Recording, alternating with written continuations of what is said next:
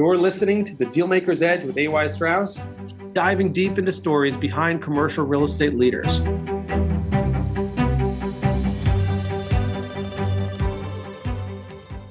Hello, everybody, and welcome to The Dealmaker's Edge. Today, I am really happy and excited to be joined by Kenneth Pasternak, who is Executive Chairman, CEO, and co-founder of the KABR Group.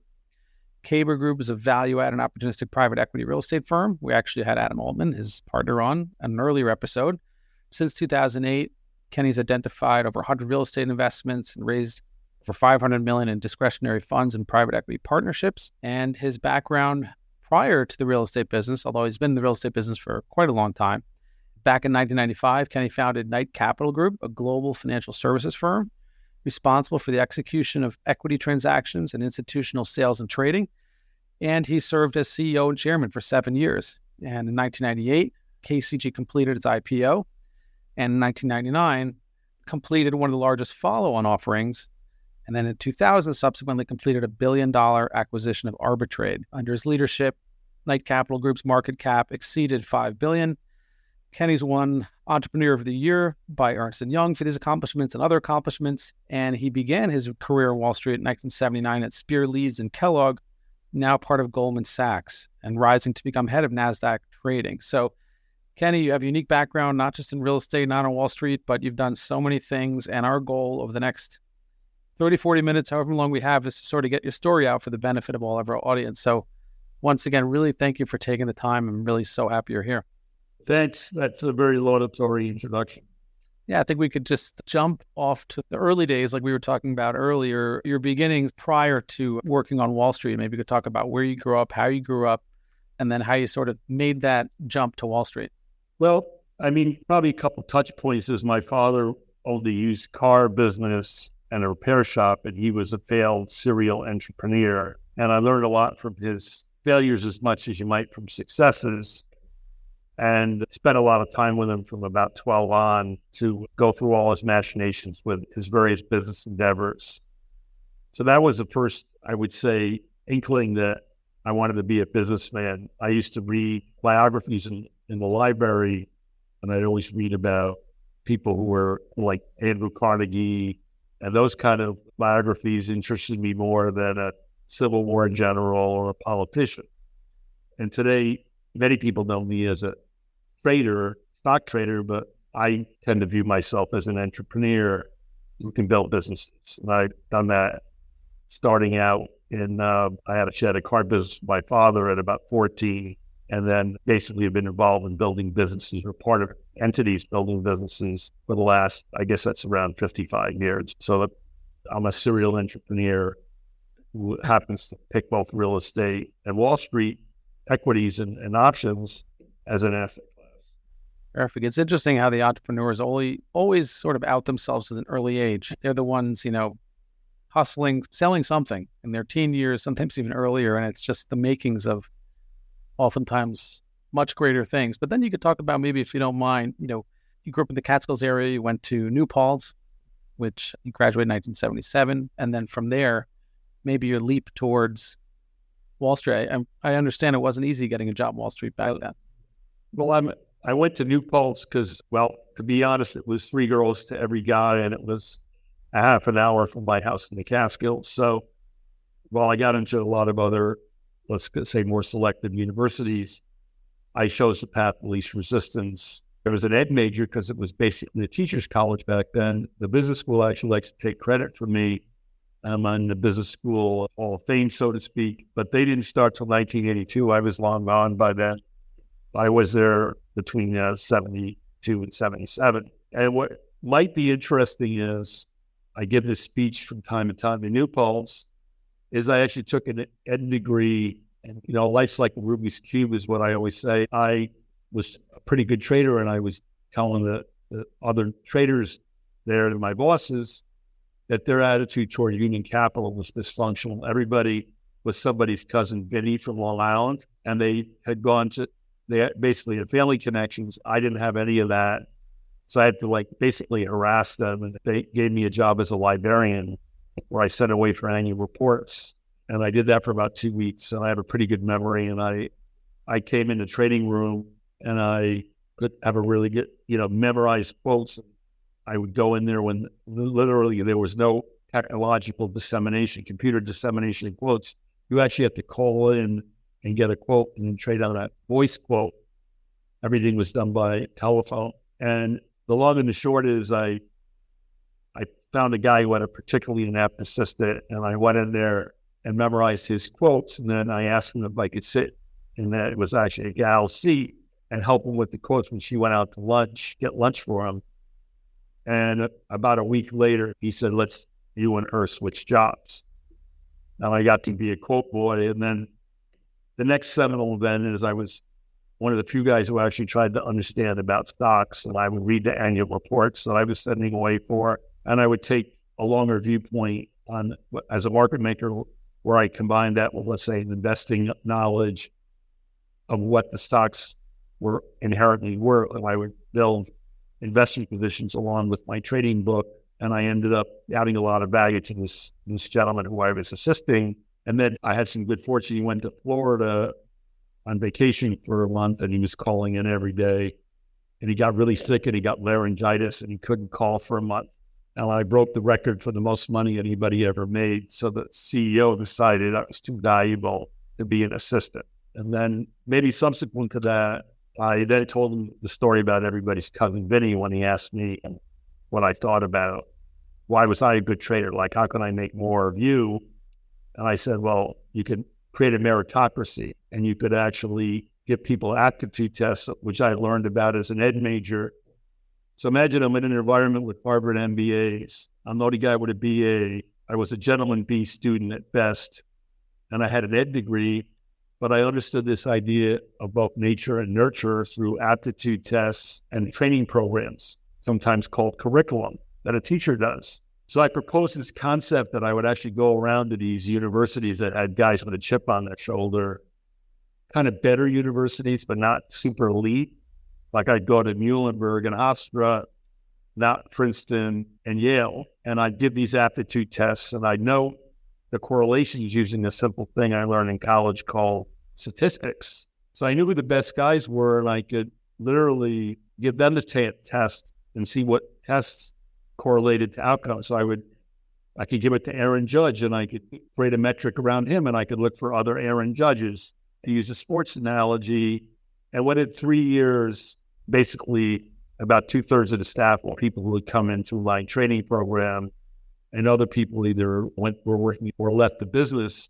In fact, I was the supervisor, then I was an assistant trading room manager of the guy who hired me, who had 30 years experience. But anyway, the moral of the story is, which New Pulse always enjoys, is, in the game of life, it's problem solving, and you could actually be better equipped to be the trading room manager at a Wall Street firm with an ed degree if you took some of the resources you had and just applied them to a business proposition, basically around human capital and acquiring the proper human capital and nurturing it. Very true. Maybe that's an interesting story for a lot of people who aren't fortunate enough to maybe be elitely educated and connected. Absolutely. It's that whole Moneyball concept, just getting those stars. I mean, sort of a theme of your career, I think, is, that undrafted basketball player, so to speak, that didn't. Well, one of the guys who came through that culture, even though I didn't, he was hired with the same testing that they adopted through the university, is Stu Sternberger, who's the owner of the Tampa Bay Rays. That takes a small, and he uses some of those skills that were identified.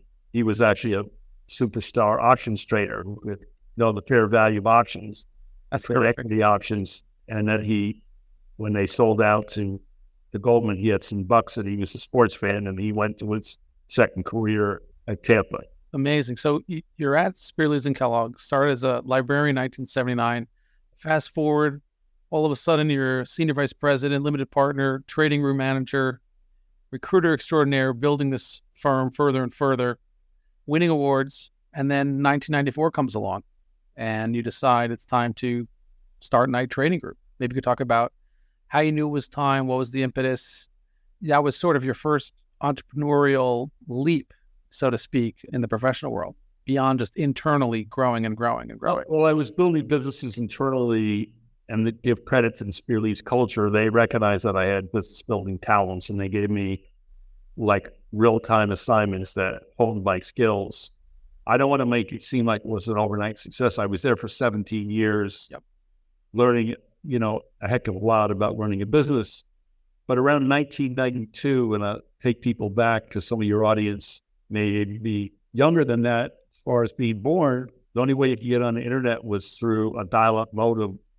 And it took literally maybe 1 or 2 minutes to even create a page. But that was the first time when individual investors had the same information and the same connectivity that an institutional investor had before that, to both understand, get information in real time about stocks.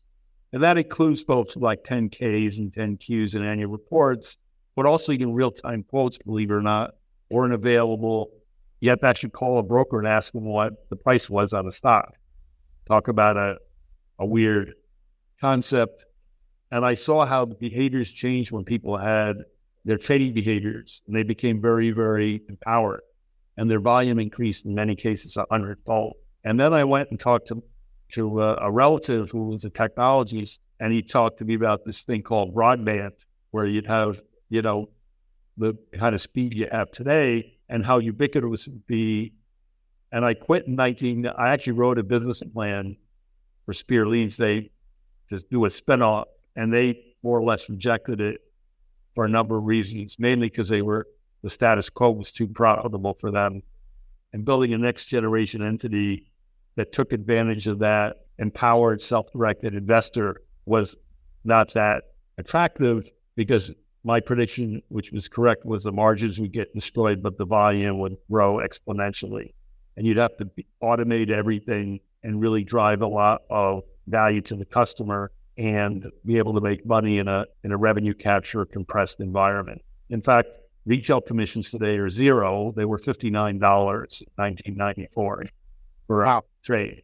And a guy named Martha Contos he had lowered it to fixed commission. He was at a firm called National Discount Broker to $29.95, and that was considered revolutionary for a trade. So anyway, the moral of the story is I saw the power of the internet. Walter Reckey and I wrote a white paper, and we quit our jobs in 1994 to create Night Trading Group, which started in 1995. And it was a year before the first internet trade. So we were people say we were really lucky, but I prefer to say we were both really lucky and somewhat pressy. Absolutely. And that certainly took off. It only took a few years to go public, market cap $7 billion. And then you were CEO for quite a while. And I guess technically you retired over 20 years ago, January 31st, 2002. But maybe you could talk about that electrifying period, kind of the dawn of the internet. You have the dot-com boom and then sort of crash almost on the tail end of that period. Obviously, the business was exploding and caught on. But maybe talk about the excitement, the growth. What was your head count like? It was certainly uber stressful, I imagine. Well, it was fast-paced. I wouldn't say it was stressful. I guess one of my saving graces is I process stress into an energy-creating force. So I wouldn't say it was stressful, but it was tiring, and it was, I was working 80-hour weeks. But we basically went from 2 employees creating an entity, Walter Reckey and myself, in 7 years to 1,600 employees. We went from zero to about $1.4 billion in revenues. We earned $500 million pre-tax in 1999. And we had 40% pre-tax margins and 100% trailing 5-year compounded annual growth rate. So all those were benchmarks that created the credibility, if you want to call it that, where I won the Emerging Technologist CEO Entrepreneur of the Year for the whole United States. It's a very prestigious, kind of the Academy Award, if one wants to call it, for CEOs, founders of companies. That year, in some other categories, people like Mark Cuban and Pierre Amador, the founder of eBay, and the founder of E-Trade, were all winners in that year in different categories, just to give you the kind of, let's say, honor it was and the privilege I had to be in that group. Sure. What an illustrious group to be a part of. And also to be, everyone has these ideas, and timing certainly plays a part, but to execute, what another level, to become the leading wholesale market maker of the U.S. securities market, that is quite a feat. And then I guess at a certain point, you decided it was time to focus on commercial real estate. You'd been investing, I understand, for quite a while, pre-KABR days, maybe not in the same organized fashion you are today, but I think real estate's always been a passion of yours. And maybe you could talk about that transition from doing solely, running the big company and then sort of maneuvering to the real estate game more fully. Well, so between 2002 and kind of 2008, I had some health issues. I actually was grossly overweight, and I don't mind sharing this. I had a gastric bypass, which in many ways saved my life. I lost about 150 pounds through the positive of that. And then I was running a non-marketed hedge fund, just had myself, maybe my money and a couple of other investors. And I was allocating out money along with trading my own money or investing my own money. And I was short a lot of credit stocks, similar to the big short, but I didn't use credit default. But I had 2 or 3 50% years in a row as that fell apart. And then I was saying to myself, this is the perfect time for you to go, let's say, all in real estate as an asset class. So while I was investing situationally in real estate, the difference here is I wanted to be in with more than 50% of my net worth at the bottom of a market dislocation, and I wanted to be GP and LP. Yeah, and you really were active, if I remember correctly, from the bottom. I mean, I remember 2009, 2008, when nothing was doing, you were buying. And it was exciting to see. It was exciting to watch. I remember those days where no liquidity, everything was frozen, and you seem to have a knack for just sort of seeing bottoms and seeing patterns and timing. Timing is a gift. We were really good. I mean, the timing was we weren't encumbered with any pre-crash real estate to protect. Differently than this cycle, by the way, where we still have 40 plus assets on our books. So we're trying to take advantage of the market cycle bottom, but also we do have an existing portfolio on this cycle bottom. But that cycle bottom, we were really conveniently unencumbered with any legacy real estate. And we had committed discretionary capital to be a first-time fund manager out. And even the first asset we bought was a completely empty building. We paid $40 a square foot for about $10 million. We were lucky enough to rent it to Samsung of North America, and 12 years later, sell it for $60 million. Fantastic. And maybe that's a good segue. Obviously, we're skipping some years, and there's plenty of deals and a lot of activity in the meantime. But maybe to bring it to present day, you've seen markets. You've got a specialization, not only capital markets and real estate markets, private markets, public. Maybe you can give us a general understanding for our listeners about where you see things today. Obviously, everyone has their legacy assets and no one's predicting, and there's so many factors. And I'm not saying that there's one answer to a multifaceted dynamic involving every different state, asset class, and whatnot. But do you think at this point in time, or there's surely a lot of pain coming for debt maturity and whatnot, that the next year, 2 or 3 will be a wonderful sort of long-term opportunity as some people are just getting out of the market? Well, I think there's a lot of real estate that needs to be recapitalized, and where the real estate's worth significantly lower than the debt. I don't think you're going to see anywhere near as much real estate as you did in the last crash. And certain asset classes are in pretty strong hands, like multifamily and industrial, for instance, and even hotel and select retail are in pretty good hands. But there's a lot of other assets that need to be worked through. And I'll stay away from office right now. That's a whole nother podcast if you want to do that. There's a secular change there that's maybe making the whole office market somewhat obsolete in its historic, both where it is and what it is. Again, a whole podcast. There'll be a lot of real estate that needs to be recapitalized where there's not enough equity to renew a loan, or the numbers have deteriorated, or have a floating rate mortgage. And it's probably, it might even be as much as $1 trillion worth of value in a $20 trillion asset class. So to put it in perspective, that's a lot of real estate that needs to trade, but on the other hand, there's a lot of real estate that doesn't need to trade. So not to be confused, we're starting our 6th fund right now. We call it a dry powder opportunity fund. And we're already starting to buy. We're buying an asset right now at 15%. We're in contract. I can't reveal the specifics, say it was valued at about $250 million 10 years ago. and we're buying it for about somewhere in the 40s. Fantastic. There always seems to be an act for finding the deal, Kenny, in any given market, right? One of the things I want to go back to is, I alluded to the fact that your night trainees were stressful, and you didn't describe them as stressful. Obviously you worked 80 hours a week, and that's not easy. I'm not saying that's to make light of anything, but this podcast is called The Dealmaker's Edge, and a lot of people listening to this are up-and-coming deal makers or more established deal makers, and one of the things everyone struggles with is sort of packaging and managing that energy. You've always had a way of sort of embracing all of that uncertainty, sort of channeling it into problem solving and sort of packaging it into activity. But maybe you could describe how you do that. I think that's a very interesting thing to touch on here. Well, people, they always I get a lot of reach outs to mentor people. It's amazing how many people on LinkedIn want to have a cup of coffee with me. Like I'll travel to the village and have a cup of coffee and be their mentor. I probably get 300 or 400 of those a year. But to make a long story short, I'm going to be 70 years old in February. If you have two things going for you, if you're going where you have a natural talent and your vocation and your avocation are the same thing, you're probably almost guaranteed to have success. So I always tell people to be aware, like the worst thing in the world is when somebody's father asked me if I could interview their son. And he comes to the interview and he doesn't want to be there. He thinks he's a comedian and wants to be Chris Rock.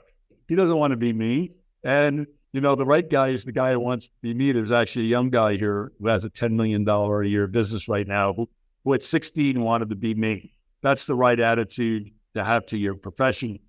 So if I was just success in general, or you say deal makers, when you have some aptitude and your avocation is your vocation, and the secret is you do it for free, you don't have a lot of stress going to work every day. But if you hate what you do, that's not destined to be either mediocrity or lack of success. And I always tell people, if you think you have some talent, I know because I recorded myself that I could never be a singer on The Voice, even though I might even have a little enthusiasm for that. So you have to have some talent and that kind of enthusiasm where work is really that enjoyable that you do it over almost anything else. And I think, right, yeah. And most deal makers I see who are really at the pinnacle share that in common. They have talent, but the talent without that kind of passion for the industry or whatever they do, that together is what I think, is a difference maker. Well said. And I think we just maybe saved you a few cups of coffee during the year if people just listen to this podcast recording now. But that's terrific. And I really, that resonates a lot with me. I'm sure it resonates with a lot of listeners too. What else out there is there sort of on your achievement list? Is next year or 2 or 3 going to be focused on buying more? Is it going to be mentoring more? Is it going to be positioning your firm for the long haul? Is it a mix of everything? You're going to be able to... Well, I think we always have a legacy. It's not just economic. And maybe this helps you a little bit. I try to be involved in charitable and nonprofit entities on both the talent, treasury, and time basis. As I told you, I went to SUNY New Paltz, and in 1982, they started a business school, and I would go and give speeches and even give a talk about entrepreneurship, maybe in a class. And people would try to engage with me, and I realized that I didn't have enough bandwidth. They have around about 20% of the student bodies in the business school. So that's 20% of 8,000. That's a lot of people who like to engage with me. So I put together this plan about 6 or 8 years ago with Chris Backus, the dean in the business school. She wanted me to give money to endow a professorship or build a building. I said, now, if you help me, let's build an ecosystem for entrepreneurs. And we built a entrepreneur resident program with all kinds of resources. We have a convention once a year. Before COVID, we got up to almost 1,000 people attending, where we have panels with lawyers. How do you incorporate a business? Angel investors. How do you write a business plan? Chief marketing officers from tech companies, and so on. And we're all providing knowledge and resources to an ecosystem. So I like to think as a person who got skills, but maybe not that rationalized at SUNY New Paltz, and use them to become an entrepreneur, that there's more support through resources and programs and networking today in this ecosystem. So I'm particularly proud of, being a part of an ecosystem. SUNY New Paltz that might last for a long period of time and be involve maybe up to 1,000 people per year. I mean, certainly I want my fund to survive me intergenerationally. A few of my nephews are involved in the business. My daughter works in the business for a competitor. She wants to show me how she can be a stellar performer and then maybe work for me. I hope that she will join us. And our company's built to be an intergenerational survivor and to keep growing. It's a partnership with 5 other partners who own the majority of the company and who are all under 50, between 37 and 50. So part of the legacy is to lead a private equity real estate fund that can survive me intergenerationally, thrive, and serve our investment goals, but also presently about 187 other investors. Outstanding. Really well articulated. I took away a lot from this conversation. And I know others will as well. Anything I should have asked you, but I didn't. Anything else you'd like to, chime in on while we're still on the interview here that I maybe forgot to ask or didn't ask that you'd love to share some thoughts on? Well, I think real estate is there's lots of different asset classes, and you could find many of them that would provide really interesting journey. I've had 2 journeys in 2 asset classes, equities and now real estate.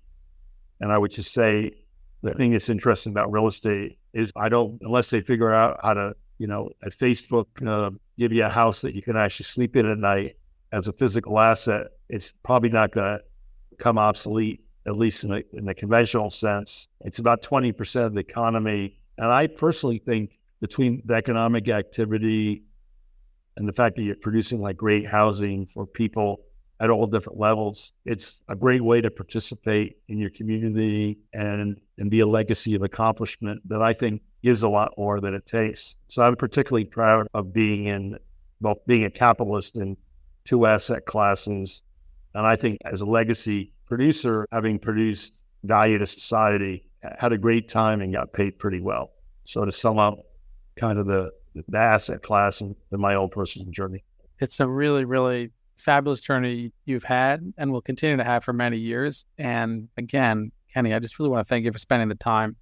I learned a lot. I took away a lot. I'm sure our listeners will as well. And with that, I guess we'll wrap it up. But again, thank you again for making the time. And hopefully we'll be continuing this conversation to see even further successes over the coming months and years as well. So I guess we'll wrap here. And Kenny, thank you so much again. Well, thanks for having me. Thank you for joining the Dealmaker's Edge. Don't forget to follow us on your favorite podcast platform. Give us a 5-star rating so more people can follow the conversation.